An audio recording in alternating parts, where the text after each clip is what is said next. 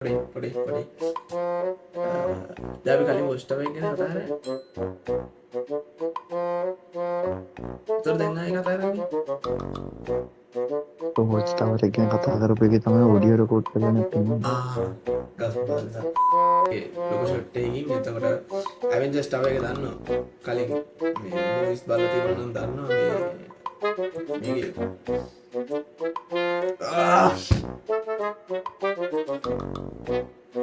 මොනවාද ඔය කියන්නේ බැයි ඔබ කනස්ස පටලවන්න ඉන්නේ. ඉතින් ඒ කතාවයි පෙන්වන්න ඕනේ නැහැ. ඉතින් මේකදී අපිට ඇවෙන්ජර්ස් වොච් ටවර් එක ආයි පෙන්වනවා.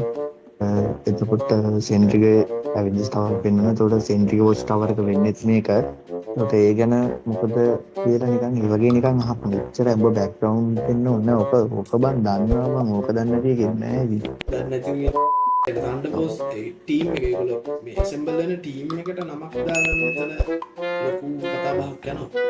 ඔය තන්ඩර්බෝල්ට්ස් ටීම් එකට නම දාගත්තේ ගන්නට හරියට මතක නෑ මම. දාගත්තා. හතර හැමදේම නම් මතක නෑ බං. ඔබ එහෙම එකක් දාලා තිබ්බේ නෑ ස්ක්‍රිප්ට් එකේ. යකෝ අට බලපන් රෙඩ් ගාඩියන්ස් තන්ඩබෝල්ට් ස්ක්‍රිප්ට් එක කියලා තියෙන්නේ.